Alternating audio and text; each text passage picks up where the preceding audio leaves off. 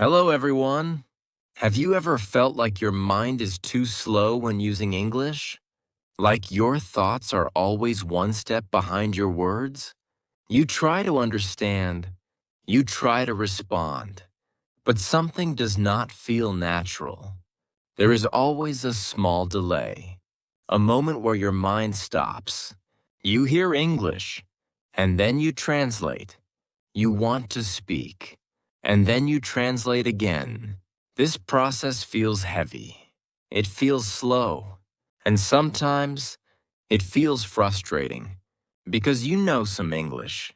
You have studied. You have learned words. You have practiced before. But when it is time to use it, everything feels different. Your thoughts do not come out easily. Your sentences do not form naturally. And in that moment, you may begin to wonder something.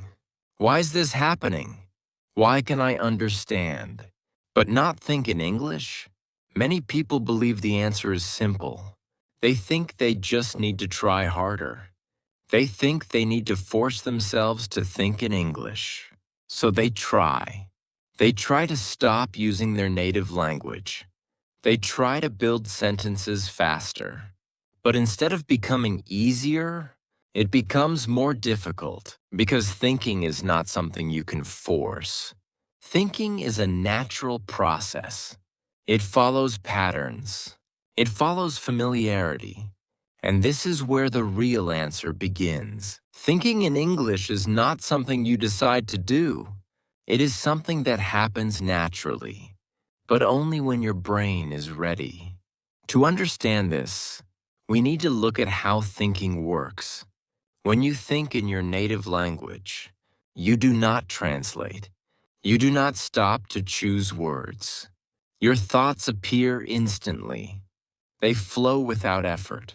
This happens because your brain has strong patterns, patterns that were built over many years, through listening, through speaking, through experience.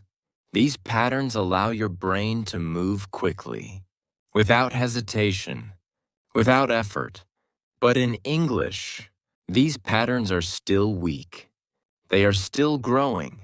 So your brain uses another method. Translation. Translation helps you understand, but it is slow.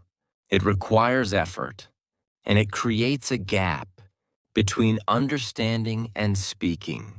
This gap is what you feel when your mind becomes slow. This gap is what makes English feel unnatural. But here is something very important to understand. This is not your fault. Your brain is doing exactly what it is designed to do. It is trying to use what it knows. And right now, what it knows best is your native language. So it depends on it. But this does not mean you cannot think in English. It simply means your brain needs more experience, more exposure, more familiarity.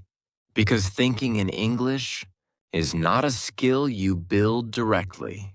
It is a result of repeated exposure to English, a result of hearing the same patterns again and again, a result of becoming comfortable with the language. When this happens, something begins to change. At first, you understand faster, you translate less. Then, you begin to recognize phrases instantly, without effort, without thinking, and slowly, your thoughts begin to shift. You begin to feel English, not as something you translate, but as something you understand directly. This is the beginning of thinking in English, and it does not happen suddenly. It grows slowly, through time, through repetition, through experience. Another important idea is letting go of pressure. Many learners feel they must think in English quickly. They feel it is something they should already be able to do. But this expectation creates stress, and stress makes thinking more difficult. So instead of forcing the process, it is better to support it, to give your brain what it needs: time, exposure, consistency. Because when your brain is ready, thinking in English will not feel like effort. It will feel natural. It will feel automatic. And it will feel comfortable. But to reach that point, we need to understand something even deeper. Not only how thinking works, but how to train your brain to move in a new language. Now that we understand why thinking in English feels difficult, we can begin to explore how to change this process step by step. The goal is not to force your thoughts to change. The goal is to help your brain build new patterns naturally. The first step is to reduce translation slowly. Translation is not wrong. It is part of the learning process. But if you rely on it too much, it slows your thinking. So instead of trying to remove translation completely, you can begin to reduce it gradually. When you hear a simple sentence, try to understand it directly. Do not rush to translate every word. Focus on the meaning. Focus on the feeling. For example, when you hear a simple phrase, try to imagine the situation instead of translating it. This small change can help your brain build direct connections. The second step is to use simple English. Many learners try to think in complex sentences. They try to express difficult ideas. But this creates pressure, and pressure makes thinking harder. So start with simple thoughts. Use short sentences. Use basic words. For example, instead of trying to say something complicated, you can begin with simple ideas. I am tired. I like this. I want to go there. These simple sentences help your brain practice thinking without stress. And over time, complexity will grow naturally. The third step is repetition. Thinking in English becomes easier when your brain has familiar patterns. And patterns are built through repetition. When you hear the same expressions again and again, your brain begins to recognize them instantly. They become automatic. And when something becomes automatic, you do not need to translate it. This is a very important point. You do not think in English by creating new sentences every time. You think in English by using patterns that already exist in your brain. So the more patterns you have, the easier thinking becomes. The fourth step is listening with attention. Listening is not only for understanding, it is also for building thinking patterns. When you listen carefully, your brain observes how sentences are formed. It observes how ideas are connected. And slowly, it begins to copy these patterns. This is how natural thinking develops. Not by studying rules, but by experiencing the language. The fifth step is speaking slowly without pressure. Many learners try to speak quickly. They feel they must respond fast. But speed is not important in the beginning. Clarity is more important. Take your time. Think slowly. Use simple sentences. When you do this, your brain begins to feel more comfortable. And comfort helps thinking become smoother. The sixth step is accepting silence. Sometimes your mind will be empty. Sometimes you will not know what to say. This is normal. Do not panic. Do not rush. Silence is part of the learning process. Your brain is searching. It is building connections. And with time, these moments become shorter. The seventh step is building mental images. Instead of translating words, try to connect English with images. When you hear a word, imagine it. When you hear a sentence, picture the situation.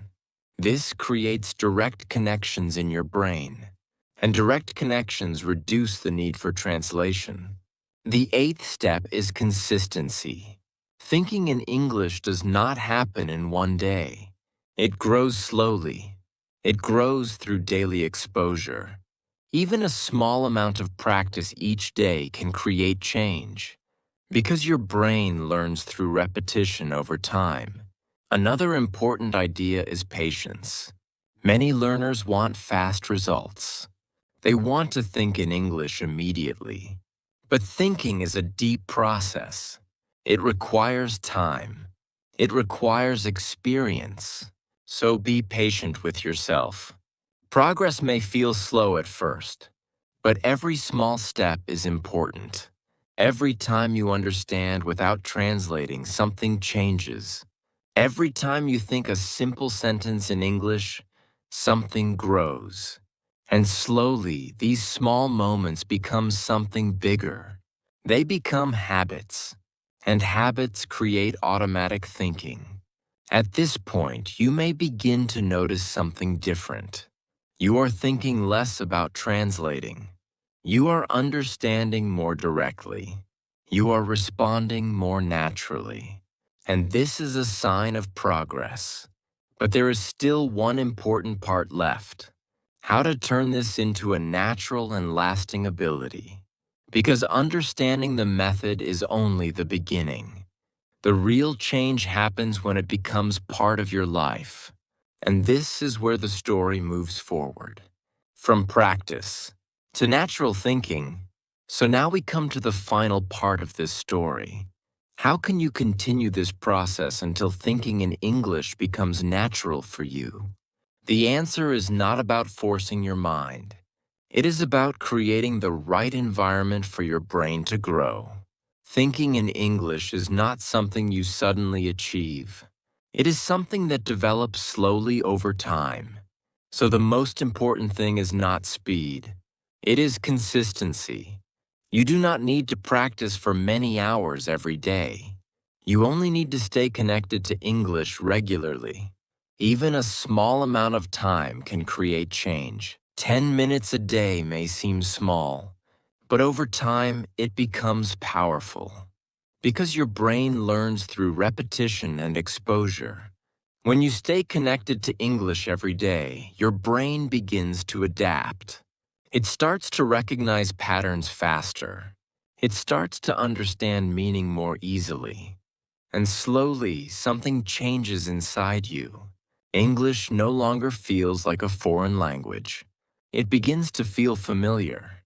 And when something feels familiar, thinking becomes easier. Another important idea is trusting your brain. Many learners feel unsure. They wonder if they are improving. They wonder if they are doing enough.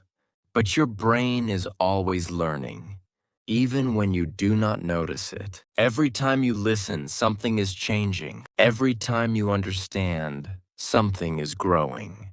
And over time, these small changes become visible. You begin to think less about translating. You begin to understand more directly. And one day, something surprising happens. You hear a sentence, and you understand it immediately. You respond without thinking too much. And in that moment, you realize something important. You are thinking in English, not perfectly, not completely, but naturally. And this is the goal. Not perfection, but natural flow. Another important part of this journey is letting go of fear. Many learners are afraid of making mistakes. They want to speak correctly.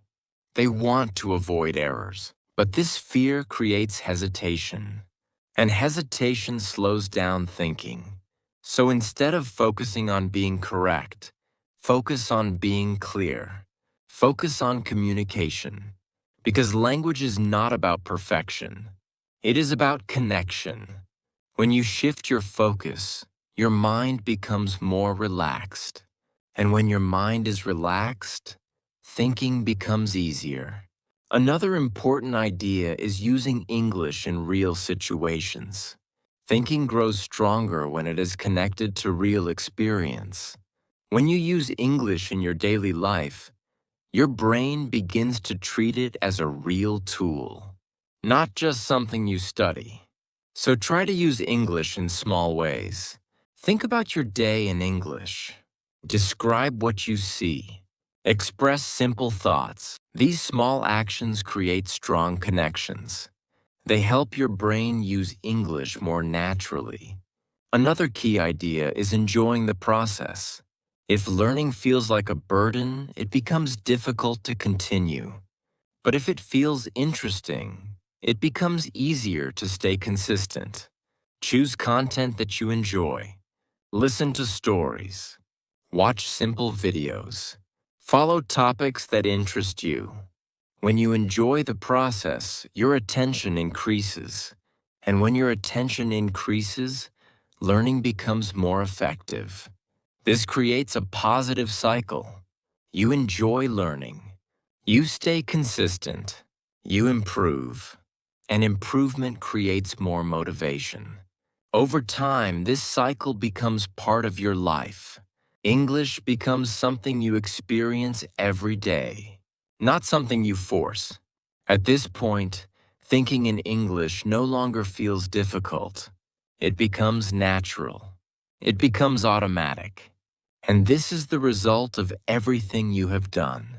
Not one big effort, but many small and consistent steps.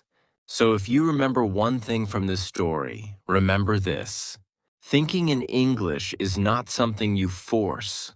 It is something you allow to grow. Give your brain time. Give it exposure. Give it consistency. And slowly your thoughts will begin to change. Thank you for spending this time with the story. And as always, see you in the next story.